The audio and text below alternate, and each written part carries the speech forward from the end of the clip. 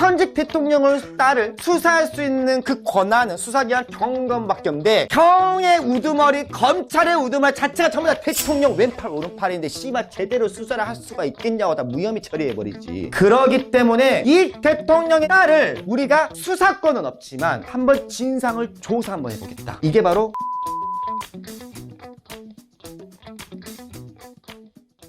자, 그 다음에 이제 국정조사야. 이 국감과 국정조사를 구분하는 걸 잘 못해요. 그래서 이건 예를 들어 설명, 이거 예를 안 들 수가 없습니다. 잘 봐봐. 자, 대통령의 아들이 있다고 칩시다. 근데 이 아들을 수사를 해야 될 것 같아. 약간 양아치 짓을 좀 한단 말이야. 그래서 대통령의 아들을 수사를 해야 될 것 같아. 이거 지금 예시입니다. 대통령의 딸이라고 하자. 실제 딸이 없으니까. 나 무섭다, 이제. 대통령의 딸이 있는데 이 딸을 수사를 해야 될 것 같은 거야. 그러면 이 대통령의 딸을 수사를 하려면 누가 수사를 할 수 있어요? 우리나라 수사권은요, 경찰과 검찰이 수사할 수 있습니다. 경검이 수사할 수 있단 말이야. 그런데 현직 대통령의 딸을 경찰이 수사한다? 제대로 수사할 수 있을까? 현직 대통령의 딸인데 못하지. 왜? 경찰 가장 높은 것이 바로 행안부 장관입니다. 행정안전부야. 행안부 장관을 누가 뽑아? 대통령이 뽑아. 검찰이 제대로 수사를 할 수 있을까? 검찰은 법무부 소속입니다.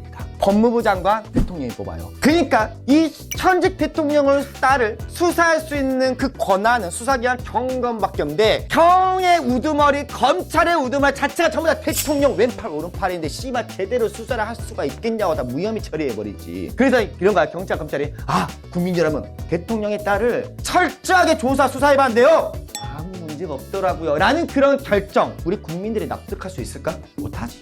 안 됩니다. 그러기 때문에 경검을 믿지 못하겠으니 이 대통령의 딸을 우리가 수사권은 없지만 한번 진상을 조사 한번 해보겠다. 이게 바로 국정조사야. 국민의 대표기관인 우리의 국회가 한번 제대로 한번 불러다가 조사 한번 해볼까. 이게 바로 국정조사입니다. 이게 비슷한 게 뭐냐면 예전에 최순실 국정농단 사건이 있었습니다. 현직 대통령이 들어간 사건인데 근데 경검을 믿지 못하니 국정조사를 국회가 했습니다. 그래서 최순실 국정농단 특별위원회가 꾸려졌고 조사를 실시했습니다. 국정조사. 그래서 국정감사와 국정조사의 차이를 알겠지. 국정감사는 매년 국감을 한 번씩 있습니다.